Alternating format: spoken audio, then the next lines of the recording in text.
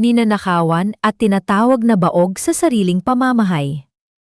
Habang nagpapakasarap si Dante at ang kanyang kabit gamit ang perang pinaghirapan ko, ipinagmamalaki pa ng biyenan ko ang apo sa labas.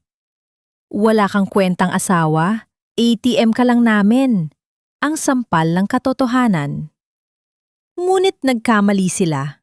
Sa isang iglap, kukunin ko ang lahat ng luho nila. Reresbak ako at babangon mula sa abo. Handa na ba silang gumapang sa hirap? Salamat sa Diyos at binigyan mo kami ng apo, Isabel. Kung aasa tayo sa bawog na yon, mauubos lang ang yaman natin sa wala.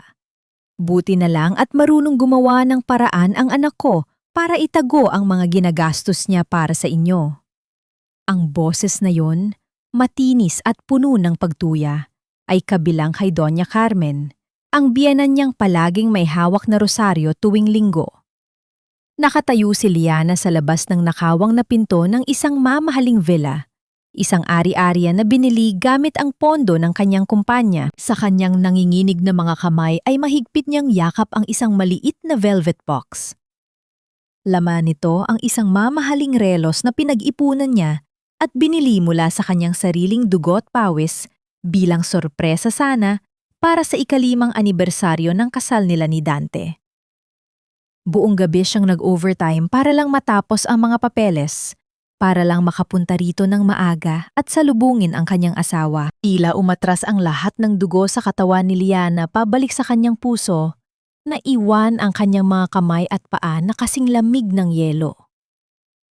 Isang matinding paninikip ang bumalot sa kanyang dibdib, tila isang makapal na pader ang gumuho at dumagan sa kanyang pagkatao. Nawala ng lakas ang kanyang mga daliri. Ang velvet box na kanina yakap niya ng buong pagmamahal ay tuluyang dumulas. Bumagsak sa makapal na karpet nang walang anumang ingay, katulad ng kung paano tahimik na nadurog ang kanyang puso sa mga oras na iyon. Wala siyang naramdamang luha sa simula. Tanging isang nakakabinging kamanhidan ang yumakap sa kanyang diwa. Ang mga pamilyar na haligi ng bahay na siya mismo ang nagdisenyo ay biglang nagmistulang mga rehas ng isang malamig at malupit na bilangguan. Mula sa siwang ng pinto, sumilip ang isang tagpong habambuhay na susugat sa kanyang alaala. Nakita niya si Dante, ang lalaking pinang-akuan niya ng walang hanggang pag-ibig sa harap ng altar, na mahigpit na nakayakap sa isang pamilyar na figura ng isang mas nakababatang babae. Sa tabi nila ay naroon ang kanyang binan. Tuwang-tuwa na kinakarga ang isang batang lalaki na marahil ay nasa 3 taong gulang na. Hinalika ni Dante ang noo ni Isabel habang bumubulong ng mga salitang mas matalim pa sa punyal. Konti na lang, babe. Pera lang ang kailangan ko kay Liana. Ikaw ang tunay kong asawa at kayo ng anak natin ang totoong pamilya ko. Hayaan mo lang siyang magpakakuba sa trabaho. Babawiin din natin ang lahat ng nararapat sa atin. She's too busy funding my dreams anyway. Hanggang kailan pa ba niya maiisip na kaya niyang bilhin ang pagmamahal ko? Bawat pantig na lumabas sa bibig ng kanyang asawa ay parang asidong unti-unting sumusunog sa kanyang kaluluwa. Gusto niyang sumigaw.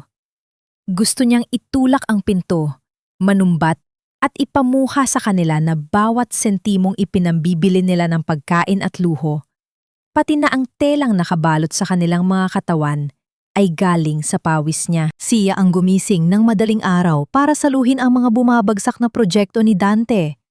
Siya ang nagbayad ng mga utang ni Doña Carmen sa mga amigas nito sa tuwing nagpapafiesta ito para magyabang. Ngunit walang lumabas na tinig mula sa kanyang lalamunan. Ang pinakamatinding sakit ay hindi na ibubulala sa ingay. Ito ay nananatiling pipi at pilit na kinikimkim sa pinakasulok ng dibdib. Paatras siyang humakbang pabalik sa madilim na pasilyo, palayo sa liwanag ng kwartong yon na nagnanahaw ng kanyang kinabukasan. Unti-unting umagos ang mainit na luha sa kanyang mga pisngi. Kusang napunta ang nanginginig niyang kanang kamay sa kanyang tiyan na nanatiling patag at walang laman. Hinaplos niya ito ng marahan at puno ng pangungulila. Sa loob ng 5 taon, Tinanggap niya ang lahat ng panlalait at pasaring ng kanyang biyenan dahil sa kanyang kakulangan bilang isang babae. Inisip niya na ang kanyang sakripisyo, pag-iintindi at walang katapusang pag-unawa ang pupuno sa puwang na iyon. Isang malaking kahangalan lamang pala ang lahat. Lumabas siya ng villa at sumakay sa kanyang sasakyan habang ang kalangitan ay nagsimulang magbuhos ng napakalakas na ulan. Ang malalaking patak ng tubig na patuloy na humahampas sa salamin ng kanyang sasakyan ay tila nakikidalamhati sa kanyang pagkawasak. Kinuha niya ang kanyang telepono na kanina pa umiilaw sa loob ng kanyang bag. Isang abiso mula sa bangko ang bumungad sa kanyang paningin. Mayroong napakalaking halaga na ibinawas mula sa kanilang joint account at inilipat sa Angel Foundation, ang inisyatibo na sinabi ni Dante na itinatag nila para tulungan ang mga ulila. Isang mapait at mapanuyang ngiti ang namuo sa kanyang mga labi habang pinagmamasdan ang mensahe. Sino ang nag-aproba ng malaking transaksyon na ito? Habang siya ay nakatayo sa labas ng pinto, pinapanood ang pangtataksil ng kanyang asawa. Ang pondo ng mga anghel ay ginagamit pala para buhayin ang mga demonyong sumisira sa kanyang pagkatao. Kinukuha nila ang kanyang yaman habang pinapatay nila ang kanyang kaluluwa. Napatingin siya sa rearview mirror at tinitigan ang sariling refleksyon sa gitna ng dilim. Ang kanyang mga mata ay mugto, ang kanyang buhok ay gulo-gulo, isang malinaw na larawan ng isang babaeng inubos ng maling pag-ibig at walang kwentang pamilya.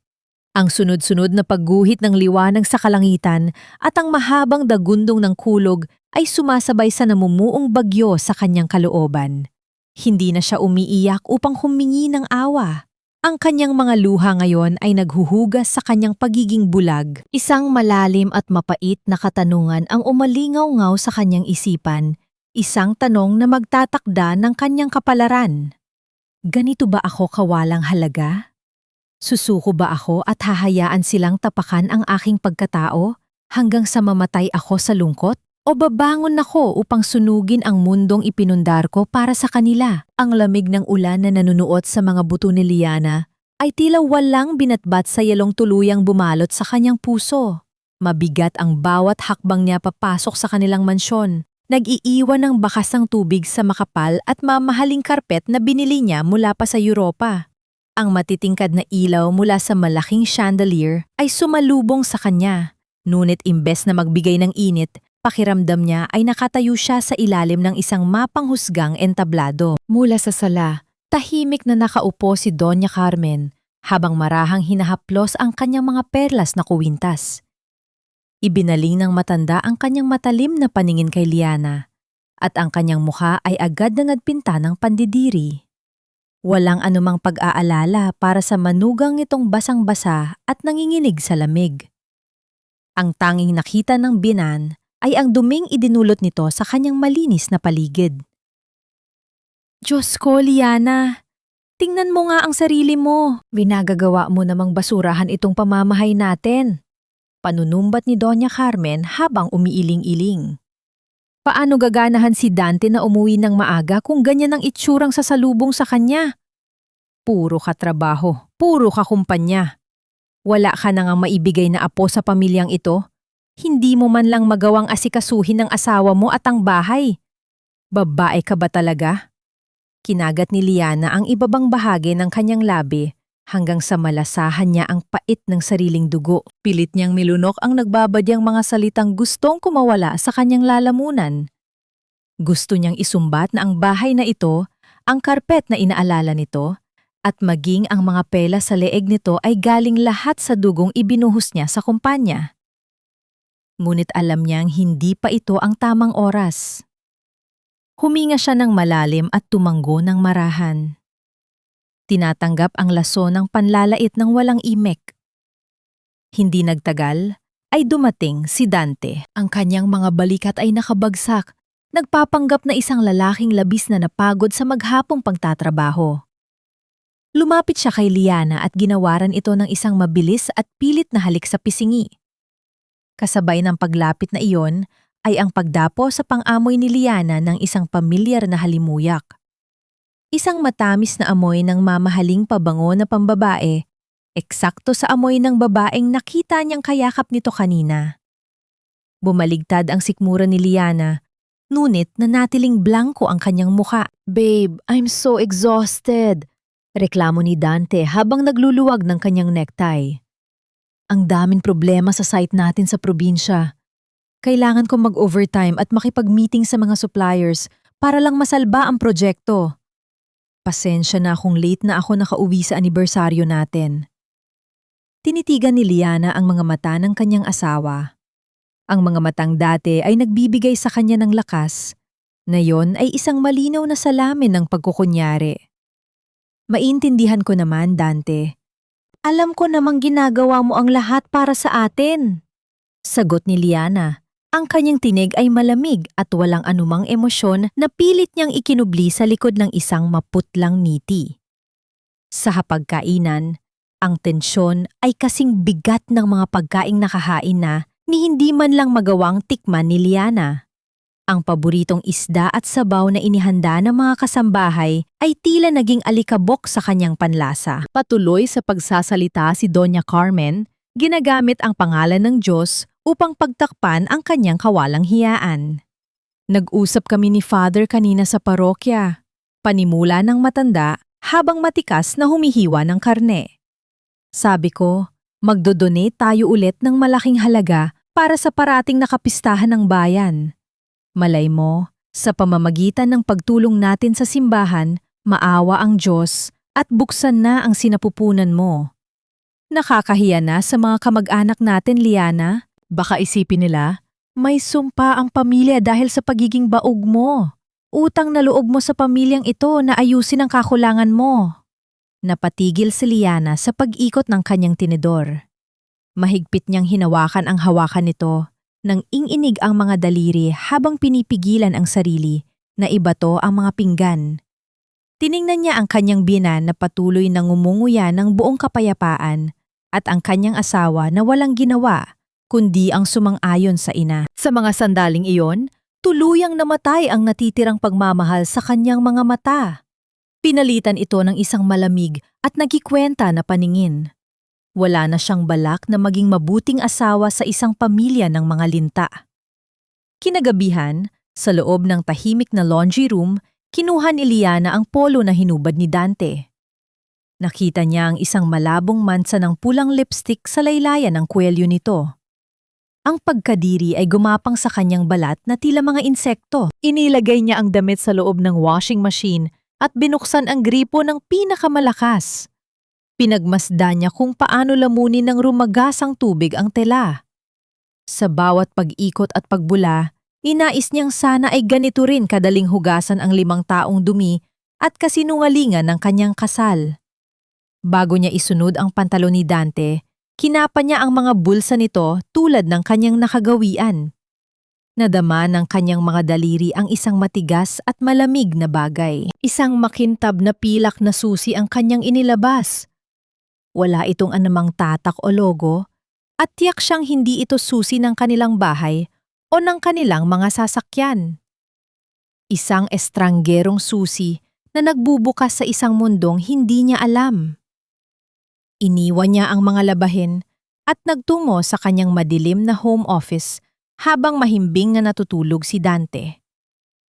Binuksan niya ang kanyang laptop at mabilis na nag-login sa mga sikretong financial system ng kanilang kumpanya. Nagsimula siyang maghukay sa mga talaan ng bangko. Binubusisi ang bawat transaksyon, lalo nga ang mga perang inilalabas patungo sa pondong pangkawang gawa. Nanlaki ang kanyang mga mata nang bumulaga sa kanya ang tunay na numero. Ang halagang nawawala ay hindi lang barya-barya. Ito ay umabot na sa milyon-milyong piso na dahan-dahang hinigop mula sa kaban ng kumpanya sa loob ng 3 taon. Ang liwanag mula sa screen ay tumama sa kanyang mukha. Nagpapakita ng isang babaeng hindi na umiiyak, kundi nagpaplano. Sa gitna ng nakakabining katahimikan ng gabi, mapang-asar na kumukurap-kurap sa monitor ang mga salitang tatapos sa pagiging mangmang niya, Angel Foundation.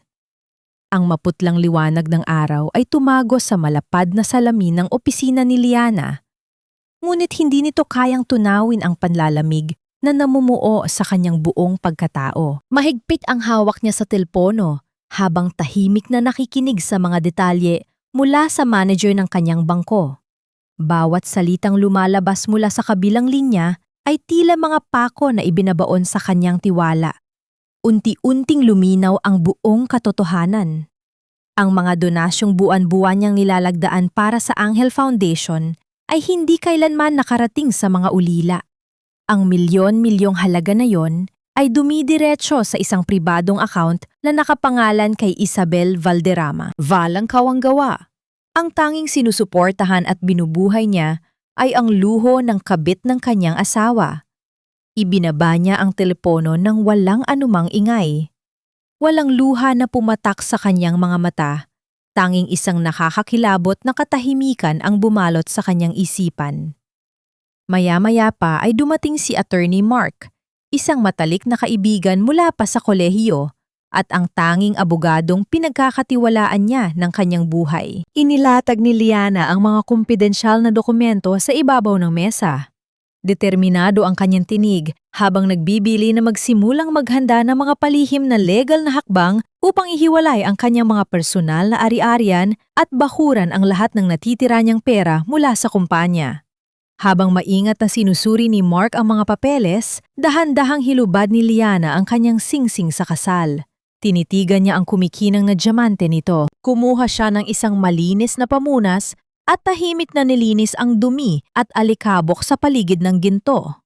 Matapos itong magningning muli, kalmado niya itong ibinalik sa kanyang daliri. Ang lamig ng metal sa kanyang balat ay nagsilbing isang matapang na paalala. Hindi na ito isang sagradong simbolo ng pag-ibig na kailangan niyang ingatan, kundi isang posas ng panlilinlang na malapit na niyang durugin. Biglang bumukas ang pinto ng opisina nang walang anumang pasabi. Pumasok si Dante, madilim ang mukha, nakakunot ang no, at halatang napupuyo sa galit. Hindi na nito inintindi kung may ibang tao sa loob o kung nakakaabala siya sa trabaho ng kanyang asawa. Mabilis na nagpaalam si Mark upang bigyan sila ng espasyo. Ano bang nangyayari sa iyo, Liana? Napahiya ako sa mga kasama ko kanina dahil na-decline ang card ko nang subukan kong magbayad. Bungad ni Dante, ang boses ay puno ng pag-atake at paninisi. Itinuro nito ang mukha ni Liana na para isang batang pinapagalitan. Hindi ka na nga magkaanak, pati ba naman sa pera, pagdadamutan mo pa ang pamilya ko? Nagpapakamatay ako sa trabaho para maitaguyod ang negosyo natin, tapos ipapahiya mo ako ng ganito sa harap ng maraming tao. Ako ang asawa mo, baka nakakalimutan mo. Lumusot ang mga salitang iyon sa dibdib ni Liana. Pilit na ginagasgas ang kanyang pinakamalalim na sugat. Ang panunumbat nito tungkol sa kanyang pagiging baog ay isang pamilyar na patalim na palaging ginagamit ni Dante upang iparamdam na palagi siyang may pagkukulang, na palagi siyang may utang na loob. Ngunit sa pagkakataong ito, hindi na gumana ang lason. Sa halip na masaktan at maiyak tulad ng dati, isang nag-aapoy na galit ang gumising sa kanyang kaluluwa. Huminga siya ng malalim, pilit na kinakalma ang pagtibok ng kanyang puso. Mumiti siya ng bahagya, isang malambot at maamong ngiti na hindi kailanman umabot sa kanyang mga mata. Pasensya na, babe. Malumanay niyang pagsisinungaling. Ang boses ay sadyang tinimplahan ng pag-aalala. May inaayos lang ang bangko sa system nila para sa isang malaking security update. Nadama yata ang supplementary card mo dahil sa higpit ng bagong patakaran. Huwag kang mag-alala. Tatawagan ko sila mamaya para maayos agad ito. Nakita ni Liana kung paano nagbago ang reaksyon ni Dante. Ang galit nito ay napalitan ng isang mapanghahas na pagmamalaki. Tila nasisiyahan na nakontrol na naman niya ang kanyang asawa. Lumapit si Dante at hinalikan siya sa noo, isang halik na parang yelong pumapaso sa balat ni Liana dahil sa labis na pandidire. Siguraduhin mo lang, Liana. Nakakabawas ng pagkalalaki ang ganitong mga eksena. Sige na, ayusin mo na yan para makapag-focus tayo sa mas malalaking proyekto. Utos nito bago tuluyang tumalikod at naglakad palabas ng opisina. na tila isang haring na sunod ang bawat gusto. Nang makalabas si Dante, naiwan si Liana sa gitna ng katahimikan. Ang kanyang mga mata ay matalim na nakatitig sa pintuang pinaglabasan nito. Maya-maya pa, bumalik si Attorney Mark sa loob. Hawak ang isang bagong folder na may bahid ng pag-aalala sa kanyang mukha. May natuklasan pang abogado habang naghihintay sa labas. Isang mamahaling commercial space ang inupahan para sa isang bagong fashion boutique sa ilalim ng pangalan ni Isabel. Ngunit ang mas nakakagimbal ay kung sino ang nagsilbing garantiya para sa milyon-milyong uupahan nito. Liana, may malaking problema. Seryosong babala ng abogado, inilalapag ang huling dokumento sa kanyang harapan. Tiningnan ko ang mga titulo ng kumpanya. Ang pinakamalaking lupa ninyo sa probinsya na pinaghirapan mong bilhin ay nakasangla ngayon sa bangko. Ginamit itong collateral para pondohan ang negosyo ng babaeng yon.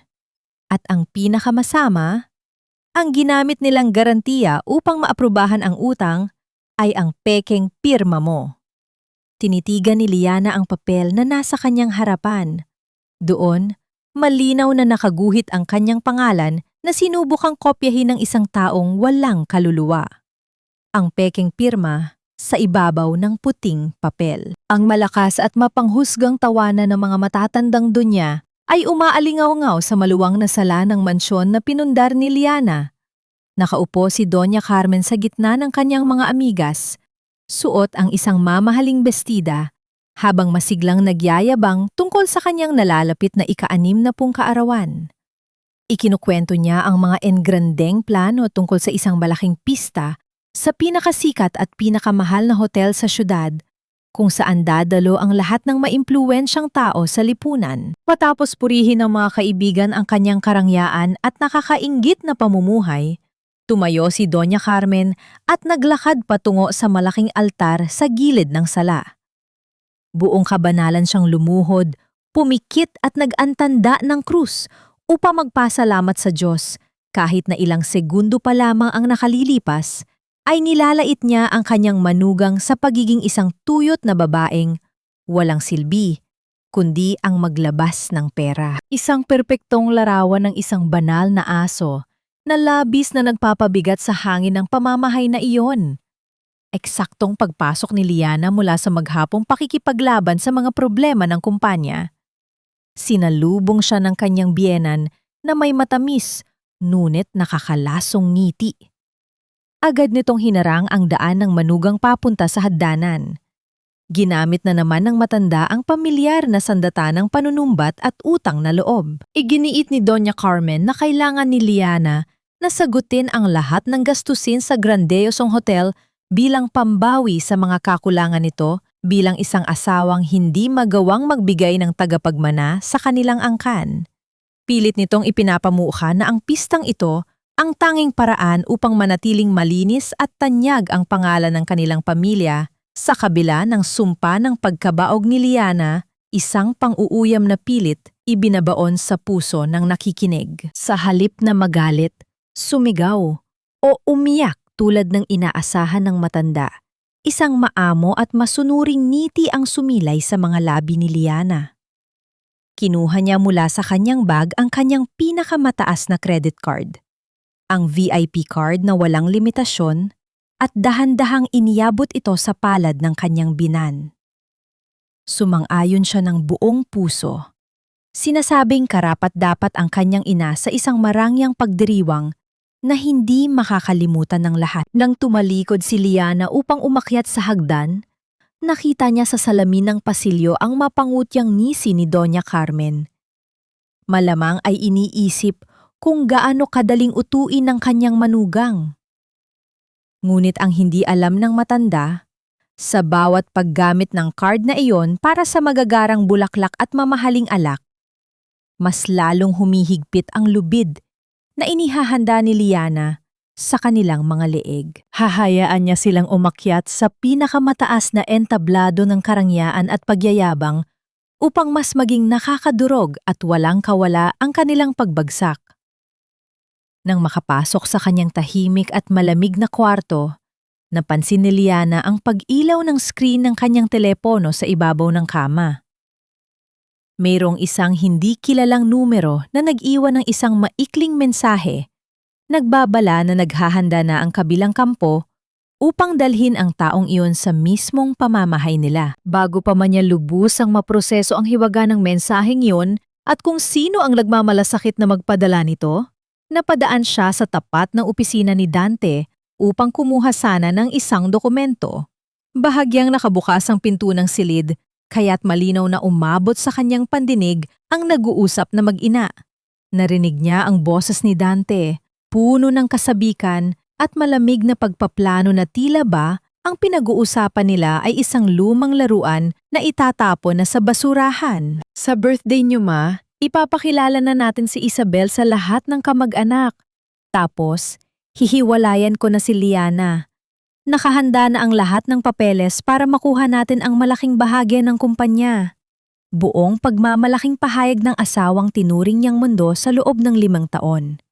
Napatigil si Liana sa paghinga habang nakasandal sa malamig na pader, tagos hanggang buto ang hapdi ng katotohanan. Iyon ang huling patak ng laso na tatapos sa kanyang kahangalan. Wala ng urungan. Ang malupit na pangakong iyon tungkol sa isang kinabukasang wala siya. Ang matinding pagod ng katawan at ang walang tigil na pagdurugo ng kanyang kaluluwa ay tuluyan ng sumingil kay Liana. Paggising niya kinaumagahan, isang nakakapapasong lagnat ang dumagan sa kanyang sistema, sinabayan ng panghihina ng bawat kalamnan na tila ba ayaw na siyang payagang bumangon pa. Nakahiga siya sa malapad at malambot na kama, nakabalot sa makapal na kumot habang pinagpapawisan ng malamig. Namumutla ang kanyang mga labi at halos wala siyang lakas upang imulat ang kanyang mga mata. Sa kabila ng kanyang kalagayan, nakuha pa rin niyang sulyapan si Dante na abala sa pagsusuot ng kanyang mamahaling relos at pag-aayos ng kanyang buhok sa harap ng malaking salamin. Walang kahit katiting na pag-aalala sa mukha nito. Hindi man lang lumapit ang lalaki upang haplusin ang kanyang noo o magtanong kung kailangan niya ba ng gamot o kung gusto nitong magpahatid sa ospital. "Babe, I have to go." Malamig at mabilis na paalam ni Dante, ni hindi man lang lumingon upang tingnan ang kalagayan ng asawa. "May importanteng kliyente akong i-entertain na yon para sa malaking project natin. Uminom ka na lang ng gamot dyan at magpahinga. Huwag mo nang hintayin ang pag-uwi ko dahil baka abutin kami ng madaling araw sa meeting." Tuluyan itong lumabas ng silid nang walang paglingon. Iniiwan si Liana sa gitna ng malawak at malamig na kwarto. Ramdam niya ang labis na pangungulila na unti-unting lumalamon sa kanyang pagkatao. Alam niya sa kanyang puso na ang kliyenteng tinutukoy nito ay walang iba, kundi si Isabel at ang bata. Ginagamit ni Dante ang dahilan ng trabaho upang magpakasaya sa piling ng kanyang kabit, habang ang tunay na asawang nagpapakain sa kanila ay naghihingalo sa sakit at kalungkutan. Isang mapait na ngiti ang sumilay sa kanyang mga labi. Ito ang lalaking pinangakuan niya ng kanyang buong buhay. Ito ang lalaking inuna niya bago ang sarili niya, na ngayon ay tinatalikuran siya ng ganoon na lamang. Ilang oras ang lumipas na tanging ang mabigat niyang paghinga lamang ang nagbibigay ng buhay sa loob ng silid. Maya-maya pa, bumukas ng marahan ang pinto. Inasahan ni Liana na si Doña Carmen ito upang muli siyang sermonan sa kanyang katamaran. Ngunit laking gulat niya nang pumasok si Manang Rosa. Siya ang matandang kasambahay na matagal nang naninilbihan sa pamilya, ngunit nanatiling walang kibo at parang anino lamang sa loob ng mansyon. Tahimik itong naglalakad. May dalang isang maliit na tray na naglalaman ng umuusok na mangkok ng lugaw at isang basong maligamgam na tubig. Lumapit si Manang Rosa sa gilid ng kama at maingat na ibinaba ang tray sa side table. Ang mga mata ng matanda ay puno ng awa at namumuong luha habang pinagmamasdan ang amo nitong namumutla. Dahan-dahang umupo si Manang Rosa sa gilid ng kama. Ginamit niya ang kanyang magaspang at nanginginig na mga kamay upang haplusin ang magulong buhok ni Liana. Ang simpleng haplos na iyon ay nagdala ng isang pambihirang init sa malamig na puso ni Liana. Tila ba, may isang tunay na ina na sa wakas ay nag-aruga sa kanya? Isang bagay na matagal na niyang hinahanap at inuuhawan mula nang maulila siya sa murang edad. Sa unang pagkakataon matapos ang ilang araw ng pagiging matigas at manhid, isang butil ng luha ang tumakas mula sa mga mata ni Liana at umagos sa kanyang pisingi. Hindi siya umiiyak dahil sa sakit ng kanyang katawan, kundi dahil sa ginhawa na may isang tao palang nakakakita sa kanyang pagdurusa. Bago pa man makapagsalita si Liana upang magpasalamat, maingat na inilagay ni Manang Rosa ang isang nakatuping kapirasong papel sa kanyang palad. Ikinumpas ng matanda ang kanyang mga daliri sa kanyang labi bilang senyales ng mahigpit na pananahimik. Nang buksan ni Liana ang papel, bumungad sa kanya ang isang opisyal na resibo mula sa isang kilalang mamahaling baby boutique. Libu-libong piso ang ginastos doon gamit ang credit card ni Dante na nakapangalan para sa mga supplies ng kumpanya. Inilihim ito ng kanyang asawa upang suportahan ang anak sa labas. Ipinahiwatig ng kasambahay na nahanap niya ito sa basurahan ng opisina ni Dante. Hindi pa rito nagtapos ang tahimik na pagtulong ng matanda. Itinuro ni Manang Rosa ang isang lumang litrato ng pamilya ni Dante na nakapatong sa isang estante sa kwarto. Isang litratong kuha noong kabataan pa ni Dante bago pa man dumating si Liana sa buhay nito. Ang nanginginig na daliri ng matanda ay mariing nakadiin sa mukha ng isang batang babae na nakatayo sa likuran ng pamilya, isang mukhang pilit na kinalimutan at binura sa kasaysayan ng bahay na ito. Isang malalim na hiwaga ang pumasok sa isipan ni Liana kung ano ang sikretong itinatago ng pamilyang ito tungkol sa nakaraan na mas malalim pa sa pagtataksil ng kanyang asawa. Napagtanto ni Liana na hindi siya nag-iisa sa labanang ito. Ang kabutihan ni Manang Rosa ay nagsilbing gasolina sa kanyang naghihingalong lakas. Pilit siyang bumangon mula sa pagkakahiga. Ininom niya ang gamot at pinilit na humigop ng ilang kutsara ng mainit na lugaw upang bigyan ng lakas ang kanyang nanghihinang katawan. Hindi siya pwedeng mamatay. Hindi siya pwedeng sumuko habang nagpapakasarap ang mga taong umabuso sa kanya. Kinuha niya ang kanyang laptop na maingat na nakatago sa loob ng kanyang bag. Kahit nang hinghinig ang mga kamay at nanlalabo ang paningin dahil sa mataas na lagnat, determinado siyang tapusin ang kanyang sinimulan. Binuksan niya ang mga nakatagong folder ng kanyang negosyo at sinimulan ang huling hakbang ng kanyang matalinong plano. Gamit ang kanyang buong awtoridad bilang pinakamataas na opisyal at nag-iisang pangunahing mamumuhunan, mabilis niyang inilipat ang mga pangunahing kontrata ng kumpanya, lalo na ang mga pinakamalalaki at pinakakumikitang proyekto, papunta sa isang bagong korporasyon na siya mismo ang nagmamay-ari, nang walang kahit sinong nakakaalam. Isa-isa niyang inalis ang pangalan ni Dante at ang pirma nito sa lahat ng kapangyarihang magdesisyon at sa mga bank accounts na naglalaman ng pondo para sa mga malalaking transaksyon. Ang kumpanyang pinagmamalaki ng kanyang asawa na pinagkukunan nila ng yaman upang ipagmalaki sa buong lipunan ay unti-unti na niyang ginagawang isang walang lamang bahay na malapit ng gumuho. Wala na itong laman kundi mga utang at pasanin. Nasa kalagitnaan siya ng pag-apruba sa huling dokumento. Pawis na ang kanyang noo at bawat paghinga niya ay tila nakikipagkarera sa oras. Bigla siyang nakaramdam ng kaba nang maramdaman niya ang pagyanig ng sahig mula sa labas ng kwarto. Ang mabibigat at sunod-sulod na hakbang ng isang lalaking nagmamadaling umakyat sa hagdan ay pumunit sa katahimikan ng bahay. Si Dante. Umuwi ito nang hindi inaasahan. Malamang ay para kumuha ng mahahalagang papeles na nakalimutan nito. Ang problema, ang laptop ni Liana ay nakabukas pa rin at malinaw na nakapaskil sa gitna ng screen ang patunay na ang paglilipat ng lahat ng ari-arian ay matagumpay na naisagawa. Bago pa man niya maisara ang sistem at maitago ang kanyang ginagawa pabalik sa ilalim ng kumot, isang mabilis at agresibong pagkilos mula sa labas ang nagpatigil sa pag-ikot ng kanyang mundo. ang puwersadong pagpihit ng malamig na metal sa pintuan. Mabilis na naibaba ni Liana ang takip ng kanyang laptop at naisilid ito sa ilalim ng makapal na kumot, eksakto nang bumukas ng malawak ang pinto ng kanyang silid. Pumasok si Dante, nagmamadali at walang pakialam. Kinuha lamang ang isang asun na folder sa ibabaw ng mesa at mabilis na lumabas nang hindi man lang tinatapunan ng tingin ang asawang nagkukunwaring natutulog at humihingal sa lagnat. Ang malamig na hanging na iwan ng kanyang pag-alis ay nagbigay kay Liana ng pagkakataong huminga ng malalim. Ligtas ang kanyang lihim at mula sa sandaling iyon, ang babaeng mahina ay tuluyan ng namatay.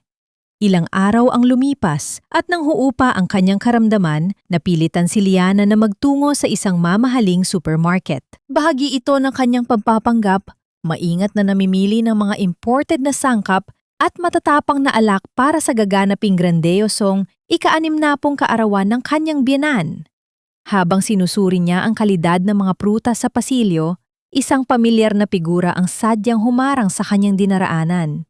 Isang babaeng may makapal na pampaganda, suot ang isang hapit na damit na nagpapakita ng kurba at mayabang na naglalakad habang akay-akay ang isang batang lalaki na may maamong muka, si Isabel. Kumabog ng mabilis ang dibdib ni Liana, ngunit pinanatili niyang blanko ang kanyang muka. Ang kanyang mga mata ay dumapo sa leeg ng babae kung saan nakasabit ang isang kumikinang na kwintas na gawa sa purong diamante. Isang alahas na pamilyar kay Liana dahil nakita niya ang eksaktong halaga nito sa huling billing statement na kanyang supplementary credit card na hawak ni Dante. Sadyang huminto si Isabel sa tabi ng kanyang kariton. Nagkukunwaring tumitingin ng mga mansanas, ngunit ang matalim at mapanghamak na tingin ay nakapukol sa orihinal na asawa. Napakaswerte ko talaga sa buhay. Pambungad na parinig ni Isabel sa malakas at sinadyang tinig upang marinig ng mga taong malapit sa kanila. Hindi ko kailangang magpakakuba at pumangit sa kakatrabaho. May isang lalaking nagmamahal at nagpapakain na sa amin ng anak ko. Binibigay ang lahat ng luho namin. Kawawa naman yung mga babaeng tuyot na nga. Pinagpapalit pa dahil walang maipagmalaking tagapagmana. ATM na lang ang silbi sa mundo ng mga asawa nila. Bawat salita ay sinadya upang laslasin ang pagkatao ni Liana at ipamuka ang kanyang pinakamalaking kahinaan. Isang matalim na kirot ang sumaksak sa kanyang puso nang mapatingin siya sa inosenteng bata na nakahawak sa laylayan ng damit ng kanyang ina. Walang kamalay-malay sa kasamaan at laso na lumalabas sa bibig nito. Ngunit sa halip na magwala, manabunot o gumawa ng eskandalo tulad ng isang tipikal na biktima, isang malamig at kalmadong ngiti ang iginanti ni Liana. Humarap siya ng buong taas noo kay Isabel. Ang kanyang tindig ay nagpapakita ng kapangyarihan at karangyaan na hindi kailanman mabibili ng pera ng iba. Napakaganda ng kwintas mo. Bagay na bagay sa'yo. Malumanay na papuri ni Liana. Ang boses ay dahan-dahan, ngunit may nakakakilabot na diin na bumaon sa pandinig ng kabit. Pero mag-ingat ka sana. Ang mga bagay na hiniram lang at binili gamit ang pawis ng iba ay madalas mabilis bawiin at napakadaling mawala. Iniwan niyang nakatulala at namumutla si Isabel habang magilas na itinulak ni Liana ang kanyang kariton palayo, hindi nagpapakita ng kahit anong emosyon ng pagkatalo. Nang makalabas ng supermarket, sinalubong si Liana ng mainit na singaw ng hapon. Sa gilid ng kalsada, nakita niya ang isang batang pulubi na nakatingin sa mga taong lumalabas na may dalang masasarap na pagkain. Walang pag-aalinlangan, bumili si Liana ng isang maliit na sorbetes at lumapit sa bata. Ibinigay niya ito ng may kasamang malambot at totoong ngiti. Marahang hinaplos ang magulong buhok ng musmos bago siya tuluyang umalis. Ang kanyang gintong puso at tunay na pagmamahal sa mga bata ay isang nakakabulag na kaibahan sa itim at nabubulok na kaluluwa ni Isabel. Pag-uwi sa mansyon, isang mensahe mula sa hindi kilalang numero ang umagaw sa kanyang atensyon habang siya ay nag-aayos ng kanyang mga gamit. Isang larawan ni Dante na natutulog ng walang saplot sa isang pamilyar na kama ng hotel Kalakip ang mensaheng mapang-asar. Humanda ka na sa pagdiriwang, matanda. Oras na para bumaba ka sa trono mo dahil ang tunay na reyna na ang papasok. Imbes na umiyak at masaktan, ginamit ni Lyanna ang pot na iyon bilang huling mitsa upang sunugin ang kanilang kaharian. Umupo siya sa harap ng kanyang computer at binuksan ang pangunahing control system ng lahat ng bank accounts at credit cards ng pamilya. 2 araw na lamang bago ang malaking pista ni Doña Carmen at ang araw din yon ang pinakahuling palugit para sa pagbabayad sa Marangyang Hotel. Isa-isa niyang pinili ang mga account na ginagamit ni Dante at ng kanyang biyenan para sa kanilang mga luho. Binago niya ang mga patakaran ng system sa pinakamatalinong paraan. Hindi niya ito tuluyang pinasara upang hindi agad sila makatanggap ng abiso at maghinala. Sa halip, ginawa niyang 0 ang limitasyon upang mag-error lamang ito eksakto sa mismong oras na iswipe nila ang mga card sa counter sa harap ng maraming tao. Walang anumang pag-aalinlangan at puno ng malamig na determinasyon, idiniin ni Lyanna ang kanyang daliri sa huling pindutan ng kanyang paghihiganti. Ikinakasa ang bumbang wawasak sa kanilang lahat, ang screen na nagpapakita ng salitang locked. Ang hapagkainan sa loob ng mansyon ay napupuno ng isang wad na tawanan na tila sumasakal sa lalamunan ni Lyanna. Nakaupo siya ng tuwid sa kanyang silya, tahimik na pinagmamasdan ang masayang pagdiriwang ng kanyang asawa at biyenan na wari ba ay sila ang nagmamay-ari ng buong mundo. Sa gitna ng masaganang handa, buong pagmamalaking ibinida ni Doña Carmen ang di umano'y napakalaking proyektong malapit ng mapanalunan ni Dante. Puno ng papuri ang matanda, ipinagmamalaki kung gaano kasipag at katalino ang kanyang anak, habang sadyang hindi tinitingnan o kinikilala ang babaeng nasa harapan nila na siyang tunay na nagpapatakbo at nagpopondo sa lahat ng negosyong pinagyayabang nila. Natapos ang masaganang hapunan at lumapit si Dante kay Lyanna. May dala itong isang baso ng mamahaling alak at isang pamilya na matamis na ngiti na dati ay nagpapabilis ng tibok ng puso ni Lyanna. Ngunit ngayon ay nagdudulot na lamang ng matinding pandidiri sa kanyang sikmura. Hinawakan ni Dante ang malamig na kamay ng asawa at marahan itong pinisil, isang galawan ng isang sanay na manloloko. "Babe, kailangan ko sana ang tulong mo." Malambing na panimula ni Dante, ang mga mata ay nagkukunwaring puno ng pag-asa. Para makuha natin ng buo ang malaking proyekto sa probinsya, kailangan nating maglabas ng malaking pondo bilang show money.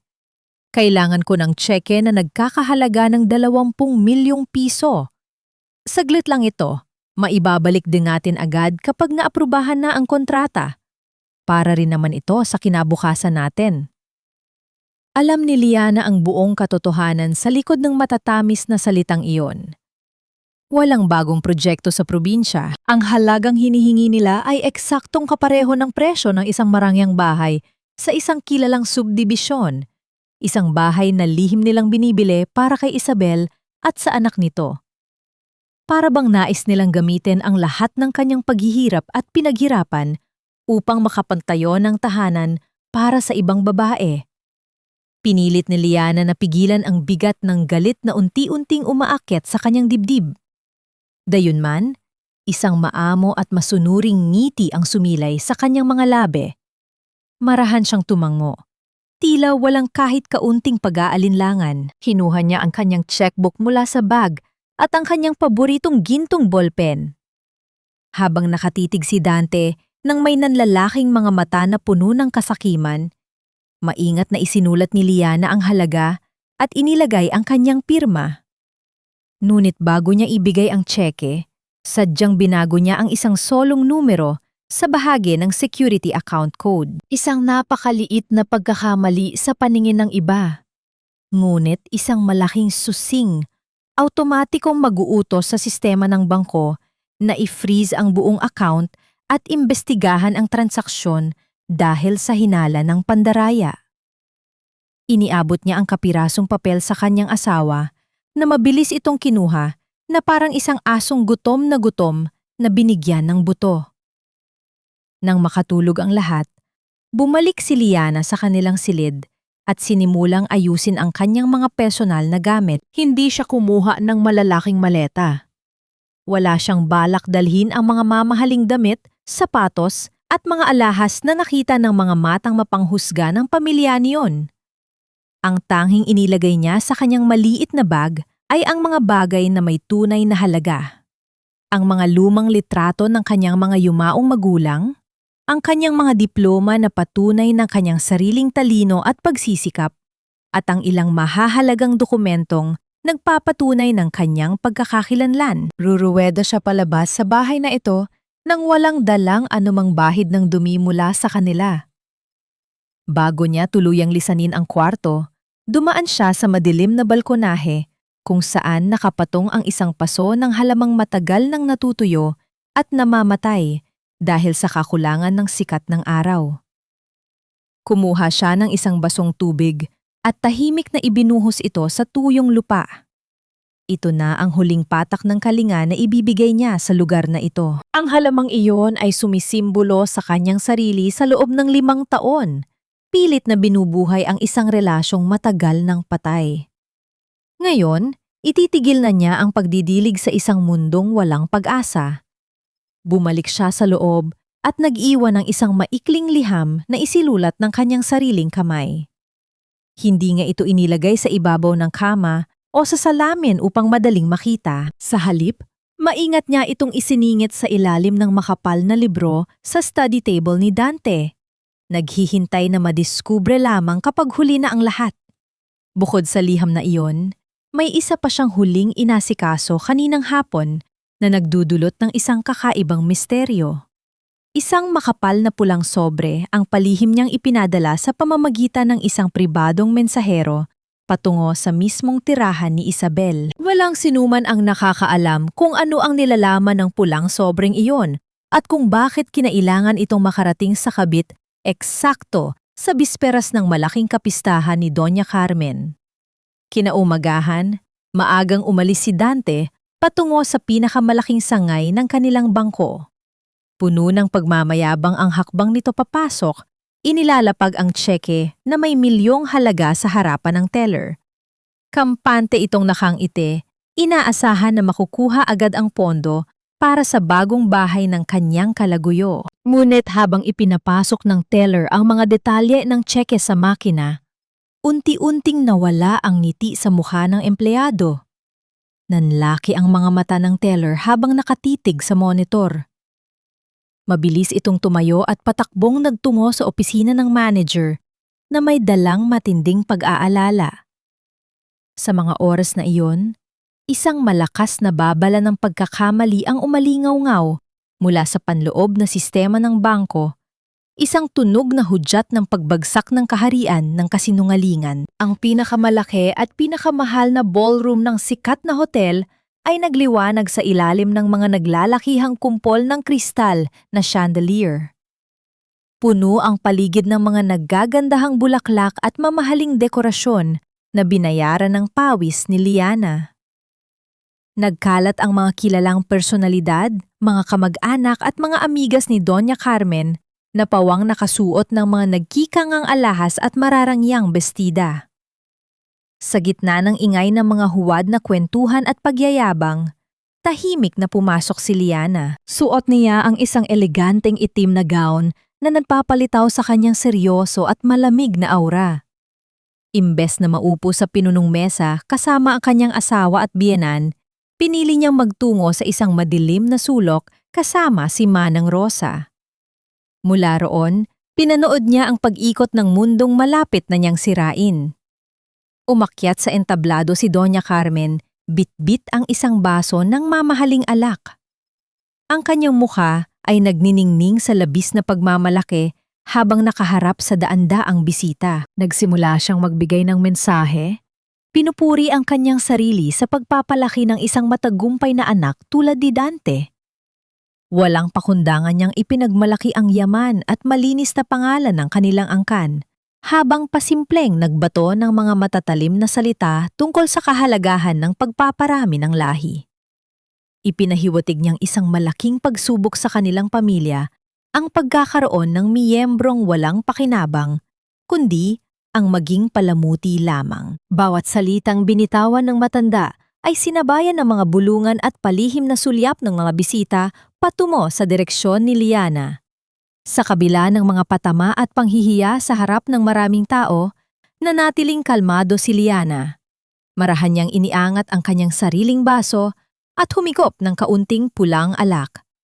Ang kanyang mga mata ay tuwid na nakatitig sa nagliliwanag na chandelier sa itaas.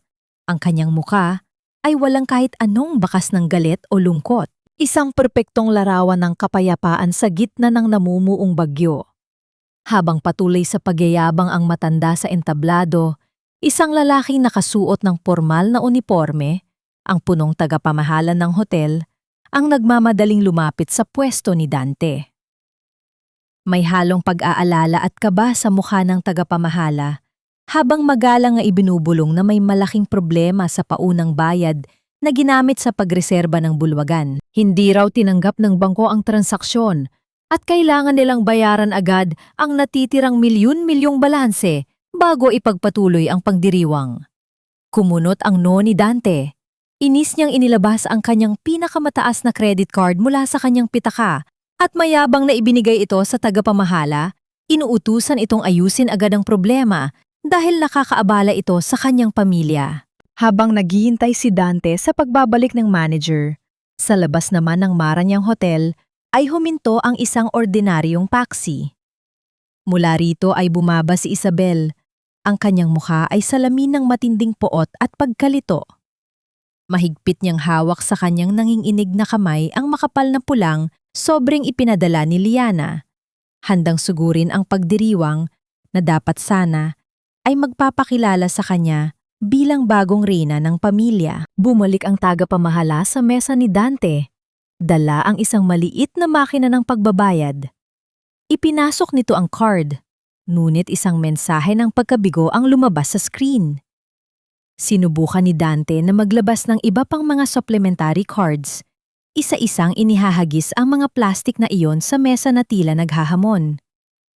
Ngunit sa bawat pagpasok ng card sa makina, ang tanging lumalabas ay ang pahiwatig na tinatanggihan ang anumang transaksyon dahil wala na itong laman. Ang mahabang katahimikan ay bumalot sa kanilang pwesto nang malinaw na ipahayag ng makina ang tuluyang pagkabigo ng pagbabayad. Naputol ang masasayang usapan ng mga kalapit na mesa. Ang lahat ng mata ay sabay-sabay na natuon sa direksyon ng namumutla at pinagpapawisang si Dante, isang lalaking nasanay sa pagiging linta na ngayon ay nawala ng dugong masisipsip. Nagpupuyo sa kaba at pagkalito, mabilis na nilapitan ni Dante ang asawang tahimik na nakaupo sa madilim na bahagi ng bulwagan. Pabulong, ngunit madiin niyang tinanong kung ano ang nangyari sa lahat ng kanilang mga bank accounts at bakit biglang nagkulang ang kanyang kapangyarihan sa mga pondo ng kumpanya. Walang mabakas na pagkabigla o takot sa mukha ni Liana. Dahan-dahan itong tumayo, tinitigan ang namumutla at pinagpapawis ang asawa mula ulo hanggang paa. Ang kanyang boses ay kalmado, ngunit ang bawat salita ay may dalang talim na tuwirang sumaksak sa pagkatao ni Dante. Wala na tayong pera, Dante. Ubus na. Malamig at matapang na pahayag ni Liana. Bago pa man tuluyang maunawaan ni Dante ang lalim ng mga salitang iyon, bumukas ng napakalawak ang malalaking pintuan ng ballroom. Pumasok si Isabel, magulo ang buhok, nanlilisik ang mga mata at hila-hila ang umiiyak na anak. Mahigpit nitong hawak ang pulang sobre sa kabilang kamay. Wala na itong pakialam sa daan-daang matang, nakatingin sa kanila at sa mga kilalang panauhin ng pamilya. Galit na galit nitong isinigaw ang lahat ng kawalang hiyaan at pandilinlang na ginawa sa kanya ni Dante. Ipinagmalaki nitong siya ang ina ng kaisa-isang tagapagmana ng pamilya at ipinangakuan siya ng marangyang buhay. Ngunit na yung araw ay pinalaya sila sa bahay na tinitirhan nila. Ang pulang sobre na hawak niya ay naglalaman ng opisyal na kautusan mula sa korte na binabawi ang lahat ng ari-ariang ipinangalan sa kanya gamit ang mga nakaw na pondo at pekeng dokumento. Lalong umigting ang eskandalo nang ibunyag ng kabit na mismo si Doña Carmen ay pabor at kinukununsinti ang kanilang relasyon kapalit ng isang lalaking apo na magdadala ng kanilang apelido. Ang mga mayayamang amigas na kanina lamang ay pumupuri sa matanda ay sabay-sabay na napabuntong hininga at nakatingin ng may matinding pandidiri sa nagdiriwang. Dahil sa labis na kahihiyan at pagguho ng kanyang malinis na imahe sa lipunan, biglang napahawak sa kanyang dibdib si Doña Carmen at nagkunwaring nawalan ng malay. Bumagsak ito sa makapal na karpet, umaasang makakakuha ng awa. Ngunit walang sinuman sa kanyang mga kaibigan ang nag-abalang tumulong. Isa-isa silang tumayo. Kinuha ang kanilang mga mamahaling bag at naglakad palabas ng may pandidiri, iniiwan ang entablado ng kasinungalingan. Lumapit ang punong tagapamahala ng hotel kasama ang mga matitipunong bantay ng establishmento. Mahigpit at seryoso nitong binalaan si Dante. Natatawag sila ng mga pulis upang paimbestigahan ang panloloko kung hindi mababayaran ang milyon-milyong utang para sa pista. Sa gitna ng labis na desperasyon at takot na makulong, unti-unting lumuhod si Dante sa harapan ni Liana. Umiiyak ang lalaking dati ay napakayabang, nagmamakaawa at sumasamo sa kanyang asawa, na iligtas siya sa kahihiyan at kapahamakan. Tiningnan lamang siya ni Liana ng may pagkaawa na hindi kailanman magiging pagpapatawad.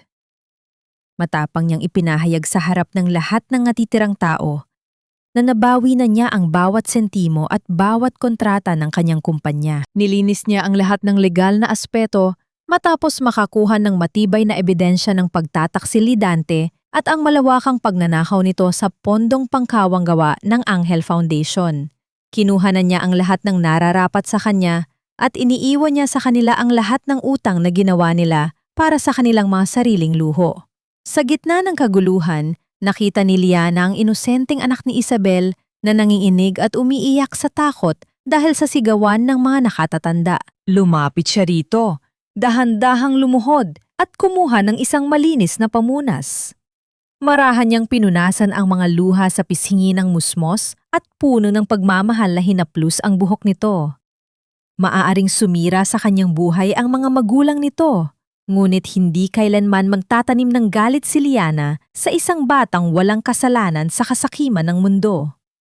Tumayo siya ng tuwid at tinalikuran ang pamilyang sumira sa kanyang tiwala. Sumagi sa isipan niya ang isang tanong na magiging sumpa ng kanyang asawa. Ano kaya ang gagawin ni Dante ngayon na wala na itong yaman at kailangang harapin ang nagwawalang kalaguyo na walang ibang minahal kundi ang kanyang pera? Naglakad si Liana palabas ng malaking bulwagan ng buong pagmamalaki.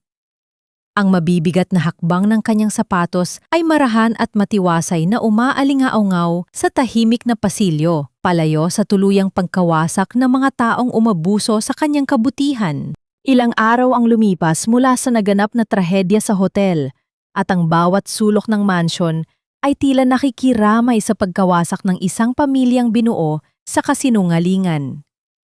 Sa loob ng isang malinis at tahimik na opisina ng mga abogado sa syudad, nakaupo si Liana, kalmado ang bawat paghinga.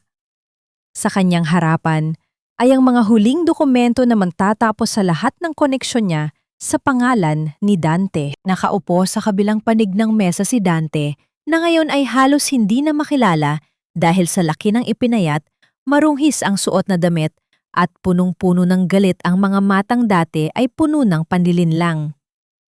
Kinuha ni Liana ang kanyang gintong bolpen at dahan-dahang isinulat ang kanyang lagda sa ibabaw ng mga papeles ng diborsyo.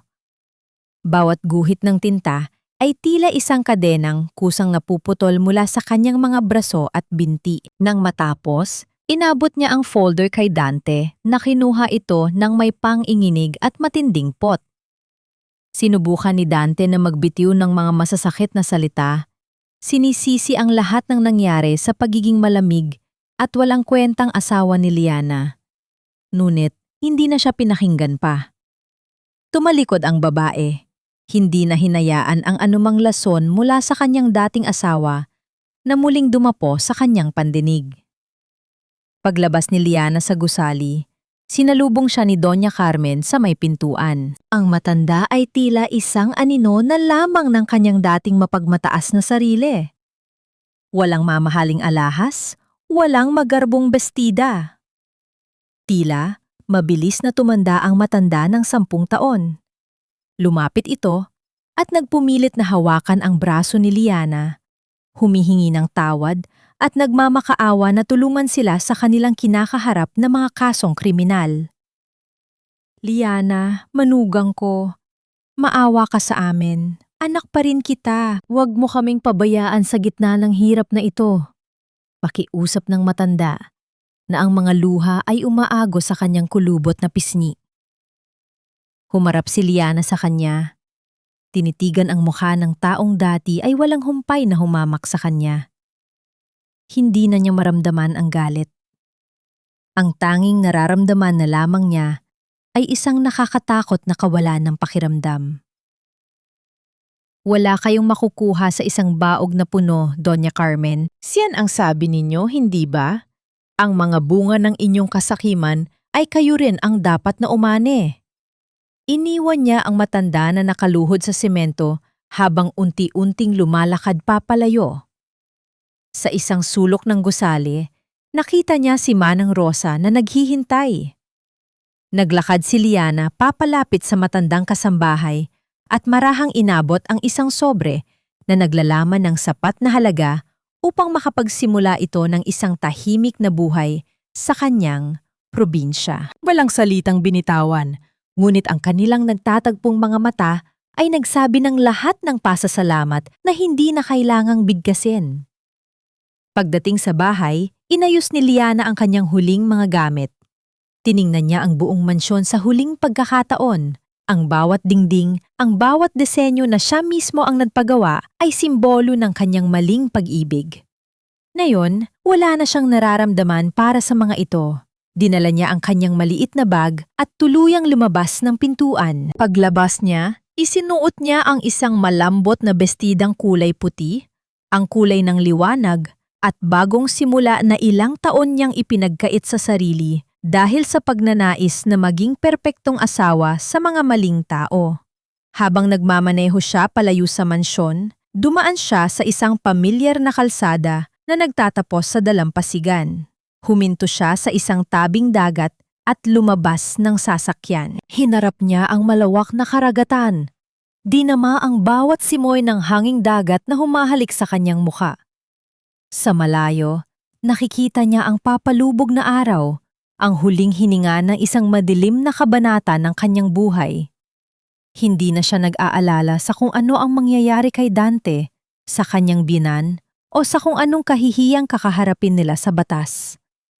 Ang kanilang mga buhay ay wala na sa kanyang mga kamay, at ang bawat pasanin na dati ay kanya, ay tuluyan na niyang naibagsak sa lupa. Ngayon, ang tanging mahalaga ay ang bawat paghinga na malaya at ang bawat pintig ng puso na nagsisimula ng tumibok para sa kanyang sariling kaligayahan. Sa gitna ng dapit hapon, habang ang dagat ay dahan-dahang nilalamon ang huling liwanag ng araw, isang maliit na ngiti ang namuo sa kanyang mga labi. Alam niya na sa bawat paglubog ng araw, may isang bagong umaga na darating, at sa umagang iyon, siya ay magiging mas malakas, mas matalino, at higit sa lahat, tunay na malaya. 1 taon ang lumipas mula nang gumuho ang mapanlinlang na kaharian ni Dante. Sa isang tahimik na bahagi ng probinsya, malayo sa ingay ng syudad at sa mga alaala ng nakaraang puno ng lason, ang balita ay dinala ng hangin. Si Dante ay kasalukuyang nagdurusa sa loob ng isang malamig na selda. Hinaharap ang bunga ng kanyang mga krimen at ang habambuhay na pagsisisi. Si Isabel, matapos iwanan ng kanyang mga panandaliang kakampi, ay namumuhay sa isang maliit na paupahan, araw-araw na nakikipagbuno sa hirap at sa ingay ng isang batang hindi na mapatahimik. Si Doña Carmen naman ay naninirahan sa isang lumang silid, mag-isa, nakatingin sa mga dingding na walang dekorasyon, habang ang bawat pagpatak ng orasan ay tila isang pagpapaalala sa kanya na ang bawat dasal na binitawan niya ay walang saysay kung ang puso ay puno ng dumi at kasakiman. Sa isang dalampasigan na may puting buhangin at malinaw na tubig, nakatayo si Liana. Suot ang isang simpleng puting bestida na humahampas sa kanyang mga binti dahil sa simoy ng hanging dagat, tinitigan niya ang dapit hapon. Hindi na ang lungkot ng nakaraan ang nakikita niya sa refleksyon ng tubig, kundi ang isang babaeng may matatag na paninindigan. Ang kumpanyang itinayo niya mula sa abo ay hindi na isang instrumentong ginagamit ng iba, kundi isang pundasyon ng pag-asa. Ngayon, ang kanyang kumpanya ay may binuong programa na nagbibigay ng libreng legal at pinansyal na paggabay para sa mga kababaihang biktima ng pang-aabuso at manipulasyon sa loob ng kanilang sariling tahanan.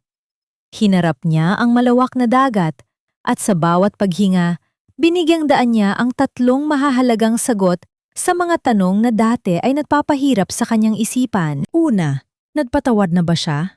Hindi niya pinatawad ang mga taong gumawa ng masama sa kanya dahil sa kanilang mga krimen, kundi pinatawad niya ang sarili sa pagiging bulag sa nakaraan.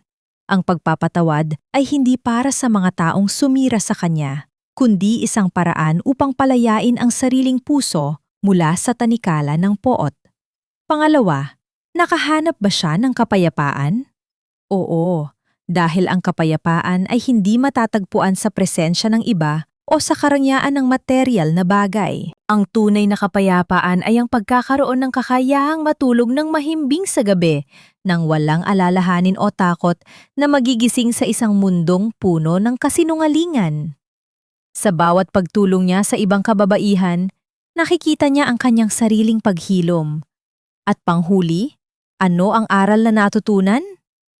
Ang tunay na halaga ng isang babae ay hindi nasusukat sa kakayahan niyang magkaanak, sa dami ng pera sa kanyang bangko, o sa katayuan niya sa lipunan. Ang halaga ng isang tao ay nakasalalay sa kanyang lakas na bumangon mula sa mga pagkakamaling hindi niya intensyon, sa kanyang tapang na magtakda ng hangganan at sa kanyang kakayahang magmahal muli sa sarili bago ang kahit na sino.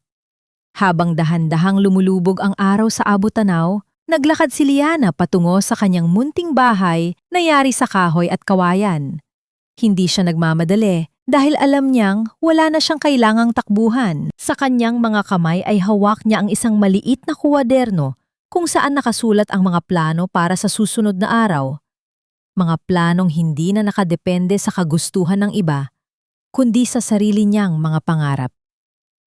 Isang maliit na ibon ang lumipad malapit sa kanya at humuni ng malakas. Tila isang awit ng pagtanggap sa isang bagong umaga. Ngumiti si Liana, isang ngiting totoo, payapa, at puno ng liwanag. Ang dagat ay patuloy sa panghampas, ngunit sa pagkakataong ito, hindi ito ang dagat ng kanyang kalungkutan, kundi ang dagat ng kanyang walang hanggang kalayaan.